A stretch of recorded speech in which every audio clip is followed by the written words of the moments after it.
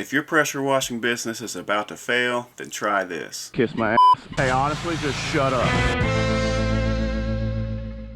What's up, y'all? This is Jeffrey with J. Morgan Pressure Wash, and if you're somebody who's in the pressure washing business and it's just not going your way, then I suggest targeting one specific pressure washing service in your marketing. I just recently made a video for people starting a new pressure washing business to do the same thing, focus their marketing on one specific pressure washing service, as well as their build budget and stuff like that. So definitely check that video out as well to get all the info on the topic if you haven't seen it, and if you have seen it, you'll still get some value out of this video as well. So I personally think a lot of pressure washing businesses fail because they're trying to do too much too quick, especially in the beginning stages. You know, if you have it in your budget to go out and buy the full complete skid so that you can go and do any and every job, that's great.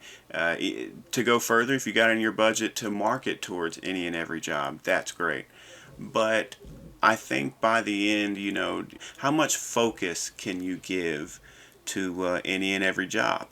So if we take that focus and just narrow it down on one specific service and then target all your marketing towards that service so that you can keep up with what marketing tactics are working and what isn't, chop out the stuff that isn't, double down on the things that are, and now we're starting to scale a business in that service. So in short, just because you can do any and every job does not mean you need to market towards any and every job. If your pressure washing business is failing, then you need to target one specific service and then sell off any other tools and equipment that does not benefit that service. Do all the research necessary on that service to figure out what tools and equipment you need to complete the job the quickest and most efficiently. If you already have some of those tools, great, but if not, get rid of all the other tools you don't need, sell them off so you have more money to buy the tools you do need. So after you've consolidated your wash rig to one specific service and sold off any other tools and equipment, you can now put all of your budget into marketing towards that one service. This will allow you to quickly find out what works and what doesn't. I chose to target specifically mobile home washing because there's a ton of them in my area, and I also did a flat rate and made that price my selling point.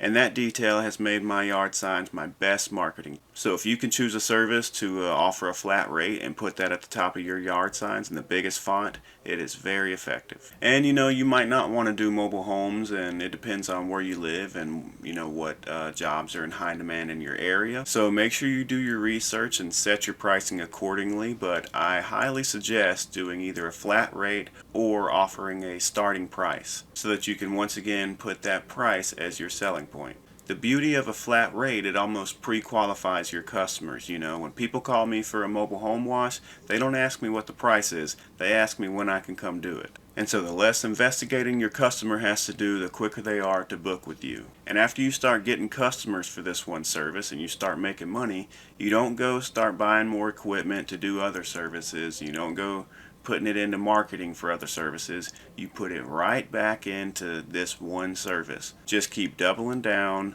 more and more and more. Don't fix what isn't broken. Not until you've made it scalable and you've created a substantial income through reoccurring customers. And a big tip on keeping them coming back is rebook immediately. I don't even ask, honestly. Whenever I bring them a receipt or an invoice or something at the end of the wash, I let them know I'm going to be reaching out to them in about a year to see if it's ready to wash or not. And they're always happy to hear that. They don't want to have to keep up with who you are, what your business name is, what your phone number is. You reach out to them in a year, they're going to be happy to hear from you, and they're most likely going to book right away. Another great tip is I also do thank you cards that I give at the end of the wash that has a QR code on it that you can scan, and it takes you straight to our Google review page. And I have a few things I say, of course, where I highly encourage them to leave us a 5-star Google review, so try it out. If you don't have your Google My Business page made yet and you're supposed to be running a pressure washing business, I see why it's failing.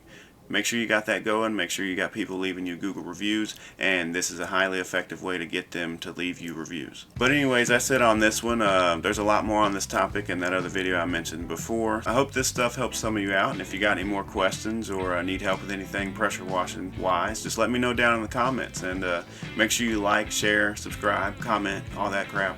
Help your boy out. Shoot, I might be struggling with something. I need to share what's going on in my life and get some tips from y'all. Some of y'all are geniuses in your own right. So And I'd love for this to be, judge-free zone. Everybody's new here. Everybody's been a beginner before. We were all dumb, didn't know nothing before. So don't feel discouraged to ask any questions. We're here to help. I'll definitely help you out. And anyway, it's going to be it for this one, guys. Until next time, deuces.